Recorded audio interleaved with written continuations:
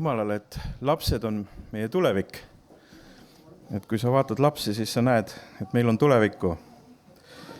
Jeesus juba ütles, et nagu me täna kuulsime, et lapsed, las nad tulevad minu juurde ja ärge keelake neid. Sest selliste päralt on Jumala riik. Nii et täna oleme teinud kõik piibli kohaselt ilusti. Lasknud lapsukesed tulla meie juurde. Ja kunagi mitte ammu ma kuulsin ühte suure riigi juhti, kes ütles nii, et ta mõtleb iga otsuse enne hästi läbi ja mõtleb ka sellele, kas see võib lastega perede elu raskemaks teha või hoopis mitte. Et kas see otsus võiks aidata lastega peresid või see pigem teeb nende elu halvemaks. Nii et see on selline suhtumine mulle väga meeldis, kui ma kuulasin. Ja eks me peame ise ka niimoodi elama, et mõtlema, et kuidas me elame, et kas meie lastel on millestki eeskuju võtta või kas nende elu läheb paremaks selleks, mida me otsustame või mida me teeme. Ja peame oma elu selle mõttega alati läbi mõtlema. Ja see on hea osa, kui lapsed käivad pühapäeval kirikus, nagu me oleme kuulnud. See on ka eeskuju. Ma usun, et see tuleb neile õnnistuseks. Ja kui me näeme ühte väikest last, siis see võib olla tõenäoliselt üks esiisa või esiema, kui Jumal talle lapsi annab. Nii et kui sa hoiad pisikest last üles või kasvatad väikest poissi või tüdrukut, siis võimalik, et tema on veel paljude inimeste esiisa ja esiema. Eriti ma tundsin seda, kui mul sündis 5. tütar. Ja siis ma mõtlesin, et nagu esiema tuleb hästi hoida. Äkki sünnib temale veel palju lapsi, et ta seiliks tervena. Mõtle, et ta ei oleks lombakas, et ma halvasti teda ei hoiaks. Kõik ta näpud oleks terved. Kõik varbad oleks alles, et Jumal hoiaks teda. Mõtle, kui pisikesed on me näpud, eks ju, ja Jumal hoiab neid terve elu. Neid on iga päev vaja. Täna sõin ja võtsin kohvi ja on sul kõik 5 näppu alles või 10 näppu alles. Eile ma tegin tööd ja puutusin oma 1 näpuga kogemata tulist kettsae sumbutit. Küll oli valus. Tükk aega püüdsin seda jahutada ja et iga näpp on nii oluline meile ja iga meie ihuliige. Nii et Jumal hoidku meie lapsi ja et nad säiliksid nii ihu, hinge kui vaimu poolest Kristuse tulemiseni. Amen. Ja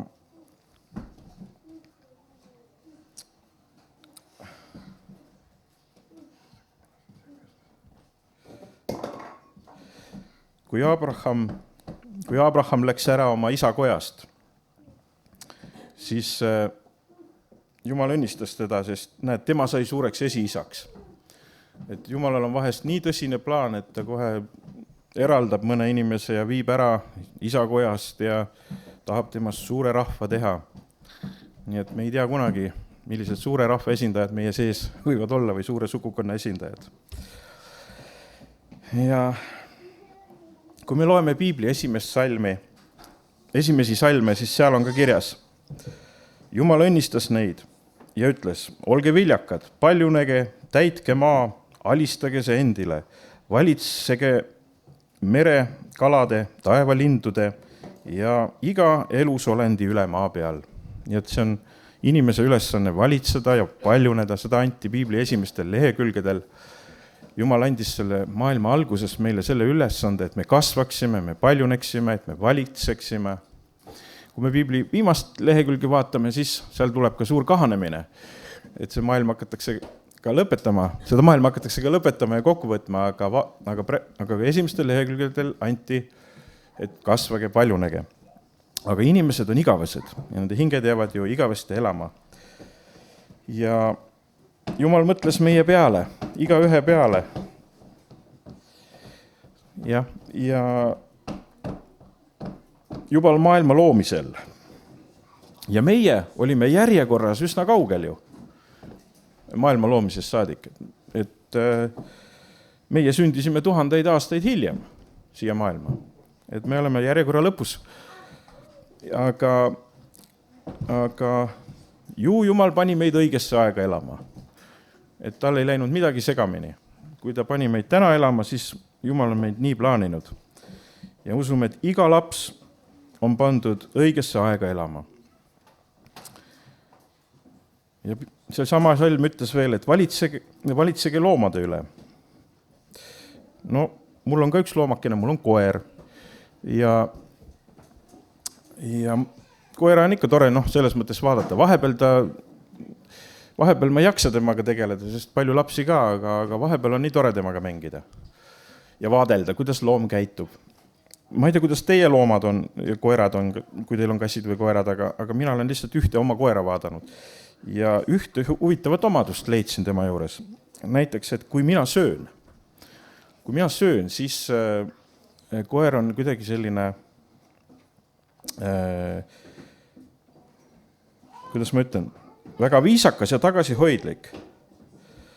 Kui mina keeran söögi ajal silmad tema poole, siis koer paneb viisakusest silmad maha.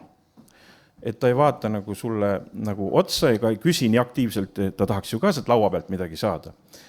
Ta paneb viisakusest silmad maha. Aga kui ma jään pikemalt tema poole vaatama ega pööra oma palet tema poolest ära, eks ju, siis koer tõstab juba silmad üles ja mõtleb, et nüüd vist on minu kord, nüüd ma saan midagi siit laua pealt.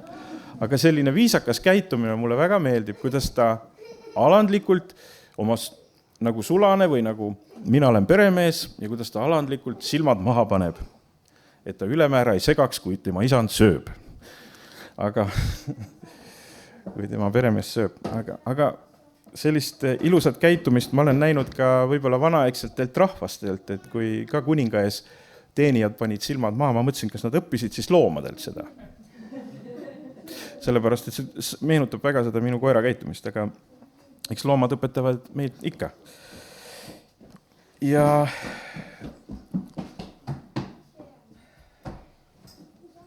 osad lapsed saavad kahjuks meie hulgas vähe elada, sest on igasuguseid sõdasid ja on palju haigusid ja nende elu jääb üsna lühikeseks. Ja nende mälestus jääb pikaks ajaks. Isegi kas või natukene, kui see laps elas, me mäletame teda kindlasti elu lõpuni ja keegi ei unusta teda ära. Kui sul on isegi mõni lähedane laps või inimene surnud, mälestus jääb igaveseks. Ja sest siin maailmas on palju koledaid asju ka. Siin on sõdasid ja siin on haigusid. Aga siin maailmas on tegelikult ikkagi suur eesõigus elada. Oled sa rõõmus, et sa oled ikka siia tulnud? Või oled sa kurb, et sa siia oled tulnud? Tegelikult ei peaks olema kurb, et me siia oleme tulnud ja lapsed kunagi väga kurvad selle üle ei ole. See on rohkem vanainimeste probleem, et nad hakkavad nii kurvaks muutuma, et nad siia sattunud on. Aga ma täna tahtsingi veel rääkida sellest elust nagu reisist. Sest Jumal nagu lubas meid reisile. Jumal lubas meid reisile. Ta lubas meil reisida taevast alla maa peale. Ja kas sul on hea meel, kui sa oled ju reisile saanud teinekord? Et see on tore, me saame reisile. Ja Jumal lubaski meid siia maa peale reisile. Ja ta tahtis, et me kogeksime seda maailma, me näeksime ja kogeksime selle maailma ilu ja valu ja naaseksime sellelt reisilt tagasi palju kogenumana ja teadlikumana. Ja kui sa oled reisil käinud, mis siis juhtub? Kui sa käid kaugel maal, sa tuled tagasi, sul on palju mälestusi ja muljeid. Alguses, kui sa koju tuled, siis sa veel oled oma mõtetes ju seal kuskil, kus sa just tulid. Su mõtted on ikka kuskil kaugel maal. Ja ma usun, et kui me ükskord taevasse tagasi jõuame, kui Jeesus on meid ju päästnud, et me saame taeva tagasi ja me võitleme ja palume ju selle eest. Amen. Siis meil on ka palju muljeid taevas, mida sellest reisist jagada. Kindlasti on reisil ka palju ohtusid ja on oht, et me ei jõuagi tagasi. Et Jumal on saatnud meid sellisele reisile, et siin on ka riskantne, et me üldse tagasi ei jõua. Niisugune natukene tõsisem reis on siin maa peal. Aga sellepärast tuleb hoolega järgida reisikaarti ja et me ära ei eksiks, sest see maailm on suur ja meil on vaja olulist kaarti. Meil on vaja juhiseid. Ja mis see juhis on? See on piibel, eks ju. Siin on palju juhiseid. Ja see on Jumala sõna. Teinekord on head juhised, on ka need sinu isiklikud tunnistused, sinu sõbratunnistused, mida Jumal on teinud. Need kinnitavad, eks ju. Ja kui keegi tuleb ja räägib sulle, et mida Jeesus on teinud, siis sa ka juhindud sellest, et kuule, et see on ju tõsilugu, see on ju, mis juhtus sinuga. Ja see peab olema muidugi piibliga kooskõlas. Ja nii et ma hakkasin nägema, et see elu on nagu reis. Ja seal piiblis on kirjas, ehk siin reisijuhises on kirjas palju ka hoiatavaid lugusid. Nendest inimestest, kes tagasi ei jõudnud, kes eksisid ära, kes jäid vaatama mingisuguseid ahvatlusi ja mõni patt hakkab nii kõvasti ahvatlema, et ega ei tahagi enam nagu tagasi keerata õigele teele, seda reisi peale. Ja mõni patt püüab nii lõksu, et on ikka tükk tegemist, et sealt välja saada ja inimene võib mitte tahtlagi sealt välja saada. Ja mõni arvab, et küll ma saan ise hakkama, küll ma siit ise välja tulen siit lõksust. Aga tegelikult me ei saa alati ise hakkama. Et siin on pandud juhend kaasa, et kui sa hätta satud siin, siis sulle tuleb reisijuht appi. Ja see reisijuht on kes? Jeesus. Ja kui sinuga peaks midagi reisil juhtuma, ta tuleb kohe päästma. Ja ma mäletan ükskord me käisime esimest korda Lõunamaal. Ja meie väike poiss jäi seal haigeks, ta oli üsna pisikene. Ja küll oli tore, kui üks Eesti reisijuht tuli meil seal appi ja viis meid haiglasse või vähemalt juhendas, kuhu haiglasse minna, et see palavik läheks üle ja et see tõbi saaks ravitud, sest ta oli pisike laps, ta oli vist 1,5 aastane või vähem veel või? Kes enam mäletab, kui vana ta oli. Aga reisijuht tuli appi ja siuke tunne oli mul, kui ma seda reisijuhti vaatasin, seda eestlast, nagu ingel oleks kuskilt tulnud, ta räägib eesti keelt ja ta tuli meile appi. Nii et Jumalal on abilised, kui me satume teinekord hätta. Aga kui me väga hätta satume, eks ju, kui me ikka väga hätta satume, on elu ohtlik seal reisil, mis siis tuleb teha? Siis tuleb hüüda appi, keda? Jeesust. Hüüame kõik koos praegu Jeesust appi. Ütleme, appi. Jeesus. Kõvemini. Appi. Jeesus. Vot see on see hädaabi number, kui sul reisil midagi peaks juhtuma. Kõva häälega hüüad appi Jeesust. Elureisil. Amen. Ja tegelikult on tal selles mõttes hea, see on väga hea reisijuht. Ta lubab meil tegelikult iga päev ühenduses olla selle reisijuhiga. Me võime talle nii öelda helistada, rääkida, palvetada temaga. Ta annab meil iga päev nõu ka. Nii et meil on selline hea reisijuht, kellel on meie jaoks aega. Ja loemegi näiteks seda Psalm 23 piiblist. Psalm 23. Ja nii. Ma loen siit paberi pealt. Taaveti laul, Jehova on mu karjane, mul pole millestki puudust. Haljale aasale paneb ta mind lebama, hingamisveele saadab ta mind. Tema kosutab mu hinge, ta juhib mind õigsusesse rööbastesse oma nime pärast. Kui ma kõnniksin ka surmavarju orus, ei karda ma kurja, sest sina oled minuga ja su kepp ja su sau, need trööstivad mind. Sa katad mu ette laua mu vastaste silma all ja sa võiad mu peaõliga ja mu karikas on üleni täis.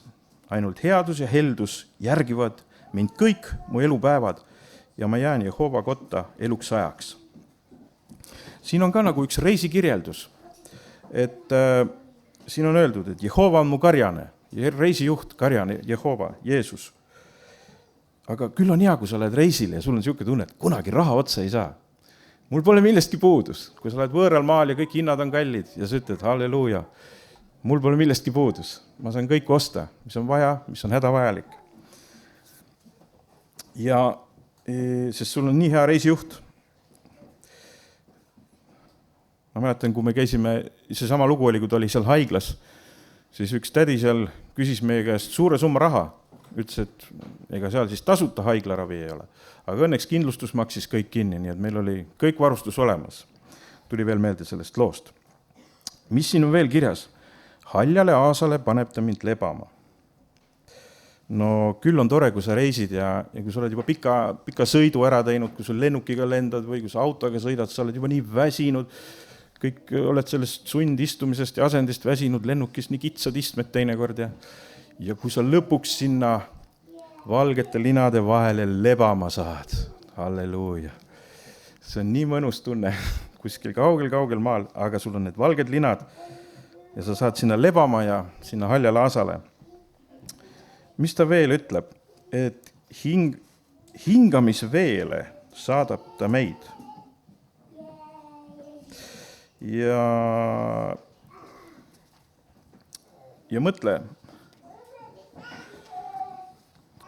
see on see, et ta saadab meid vahest mere äärde, saadab meid ilusasse randa. See on nagu see hingamisveele. Oled sa käinud ilusas rannas? Eestis on ka palju ilusid randasid või kaugel maal sooja vee juures. Vahest võib öelda, et ta saadab meid spaasse, sinna hingamisveele. No mis see tähendab, see hingamisvesi? Sa võid igat moodi võtta. Ja kui kellel on häid mälestusi sellest, kui te olete käinud hingamisvee ääres puhkamas, kuskil mere ääres. Ja kui sul on teinekord tunne, et issand, aga ma pole ammu käinud hingamisvee ääres. No palu issandalt, et ma tahan jälle hingamisvee äärde saada. Saada mind jälle sinna mere äärde, saada mind sinna kosutuse kohta. Lapsed ju tahavad reisida. Väga piibellik, palu, et sa saad hingamisveele. Teinekord me võib-olla vähe reisime, aga palu Jeesust, et ta saadaks sind sinna hingamise veele. Ja ta juhib sind õigsuse rööbastesse. Et see on oluline, et me reisist ka ära ei eksiks, et meil on nagu rööpad ees, mida mööda me jookseme. Ta võiab su pea õliga. Nii et sul on ka seal hotellitoas need head lõhnad. Sa võid panna seda lõhna ka. Sa saad puhata, sa saad hingamisveele ja see Jumal annab sulle teinekord ka sellise hea ja värskel lõhna. Et Jumal on hea. Ma räägin täna natuke niimoodi laste sõbralikumalt, aga ma usun, et see elu on meil nagu üks reis. On ju nii? Ja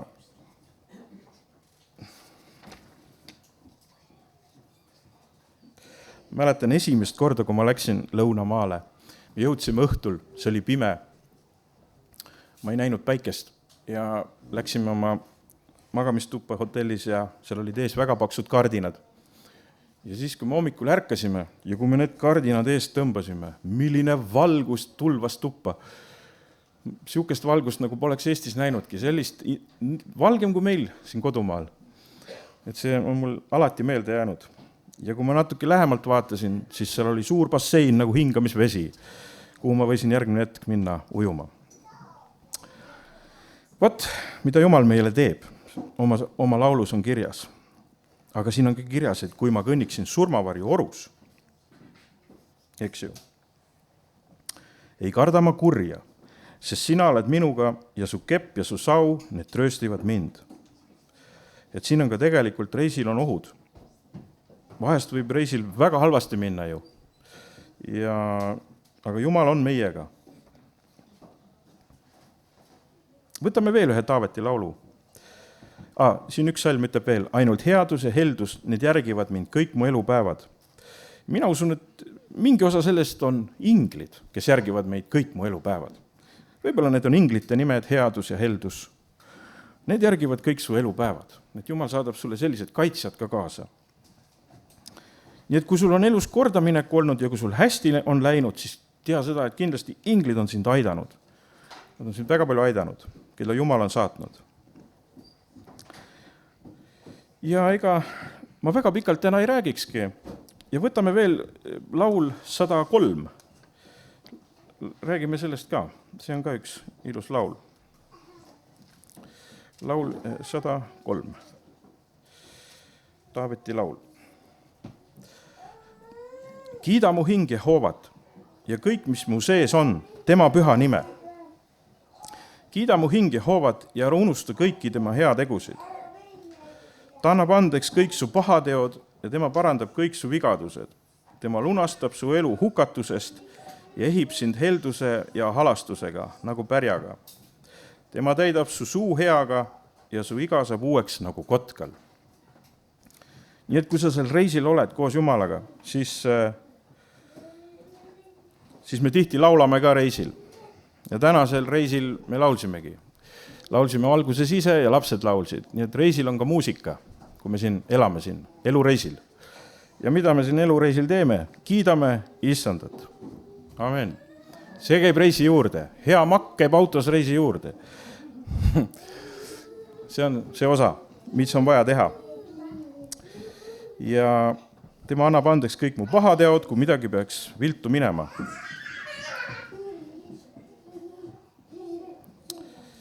Ja mis on veel üks hea reisi osa? Ta täidab su suu heaga ja su iga saab uueks nagu kotkal. Nii et Jumal varustab ka iga päev meid igapäevase leivaga, annab meile vajaliku osa.